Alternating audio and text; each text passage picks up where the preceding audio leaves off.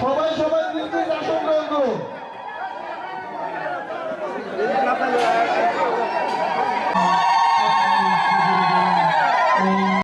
নারায়ণগঞ্জ ২ ২,৫০০ আসন থেকে নির্বাচিত সংসদ সদস্য নজরুল ইসলাম আজাদকে গণসংবর্ধনা দেওয়া হয়েছে। রোববার সন্ধ্যায় গোপালদী পৌরসভা রামচন্দ্রদী মনিঋষি পাড়ার পক্ষ থেকে এই সংবর্ধনা অনুষ্ঠানের আয়োজন করা হয়। নির্বাচনে বিপুল ভোটে বিজয়ী হয়ে প্রথমবার সংসদ সদস্য নির্বাচিত হওয়ায় তাকে এই বিশেষ সম্মাননা জানানো হয়। অনুষ্ঠানে প্রধান অতিথি হিসেবে উপস্থিত ছিলেন নবনির্বাচিত সংসদ সদস্য নজরুল ইসলাম আজাদ।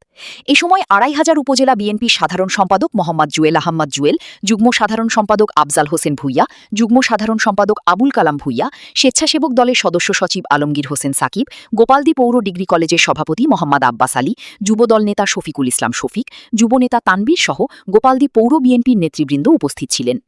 রামচন্দ্রদী মনিঋষি পাড়ার স্থানীয় নেতৃবৃন্দ ও সর্বস্তরের জনগণের উপস্থিতিতে উৎসবমুখর পরিবেশে এই গণসংবর্ধনা সম্পন্ন হয়। অনুষ্ঠানে বক্তারা নবনির্বাচিত সংসদ সদস্যের হাত ধরে ২৫০০ এলাকার সার্বিক উন্নয়ন ও সমৃদ্ধির আশা ব্যক্ত করেন। সংবর্ধনা শেষে সংসদ সদস্য উপস্থিত সকলকে ধন্যবাদ জানান এবং এলাকার উন্নয়নে পাশে থাকার প্রতিশ্রুতি দেন। মাননীয় প্রধানমন্ত্রী, বাংলাদেশের মানুষের হৃদয়ের নেতা, বিএনপির চেয়ারম্যান জননেতা তারেক রহমান একটি কথা বলেছিলেন। বলেন তো কথাটা কি? আমি আগে বলেছি,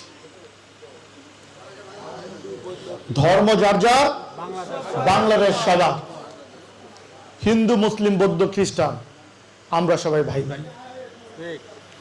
মাননীয় প্রধানমন্ত্রীর সেই কথাটা আমি সবসময় মনে প্রাণে অক্ষরে অক্ষরে পালন করার চেষ্টা করি এবং সর্বদা এই বাক্যটি আমার মনে ধারণ করার চেষ্টা করি।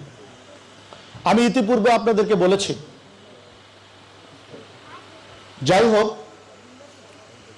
আমি মনে করি আমি বরাবরই চেষ্টা করেছি আমার ২৫০০-এর সনাতনী সম্প্রদায়ের ভাই বোনেদের যেন মিনিমাম কোনো সমস্যা না হয়, যাতে আপনারা আপনাদের ধর্মকর্ম এবং আপনাদের সামগ্রিক অনুষ্ঠান বিভিন্ন প্রোগ্রামগুলো যাতে সুন্দরভাবে অকপটে করতে পারেন।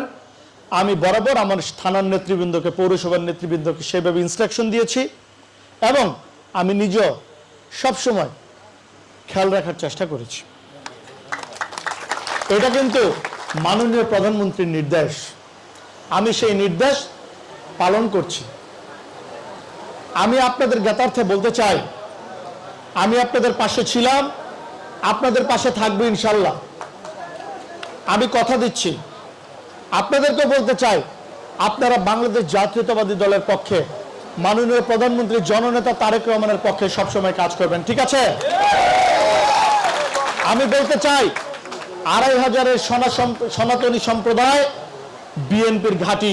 আমি এটা সবসময় মনে রাখতে চাই, আমি এটা মনে রাখতে পারি। হাত তুলে দেখান আপনারা। ২৫০০-এর সনাতনী সম্প্রদায়ের ভাই বোনেরা বিএনপির ঘাঁটি। আমি এটা মনে রাখবো, মনে রাখবো ইনশাল্লাহ। আপনাদের কিছু দাবি দাবা বলেছেন, আমি এটা শুনেছি। যখন আওয়ামী গভর্নমেন্ট, স্বৈরাচার গভর্নমেন্ট ক্ষমতায় ছিল, তখনও কিন্তু আমি আপনাদের অনুদান পাঠানোর চেষ্টা করেছি। হয়তোবা আমি আসলে আপনাদের প্রবলেম হবে, তৎকালীন স্বৈরাচার ঝামেলা করবে, আমি আসতে পারি নাই। কিন্তু এই যে কালাম আছে, আমাদের বিভিন্ন দলীয় ভাইদের দেওয়া আফজালরা আছে, আমরা কিন্তু চেষ্টা করেছি বরাবর। আপনাদের কিছু দাবি দাবা আছে, আমি সেগুলি শুনেছি এবং এইখানে কালকে থেকে কাজ চলবে। আপনাদের এই বিষয়টা, যে এখানে আফজাল আছে, কালকে থেকে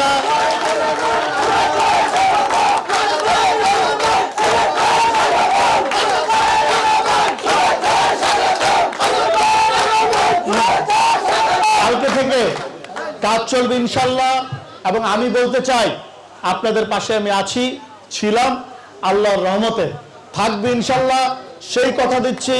২৫০০ হিন্দু মুসলিম বৌদ্ধ খ্রিস্টান সকলে মিলেমিশে, একসাথে মিলেমিশে মাননীয় প্রধানমন্ত্রী যেরকম ২৫০০ দেখতে চায়, সেই রকম একটি সুশীল, সমৃদ্ধশীল, প্রগতিশীল, উন্নত ২৫০০ গড়ে তুলবে সবাই মিলে ইনশাল্লাহ। সেই আশাবাদ ব্যক্ত করে আজকে আপনাদের সবাইকে অনেক অনেক ধন্যবাদ জানিয়ে আবারও দেখা হবে সেই প্রত্যয় ব্যক্ত করে এখানেই শেষ করছি। সবাই ভালো থাকবেন। বাংলাদেশ জিন্দাবাদ, বাংলাদেশ জাতীয়তাবাদী দল জিন্দাবাদ। শহীদ জিয়া অমর হোক, দেশনেত্রী বেগম খালেদা জিয়া অমর হোক, আমাদের নেতা মাননীয় প্রধানমন্ত্রী জননেতা তারেক রহমান জিন্দাবাদ।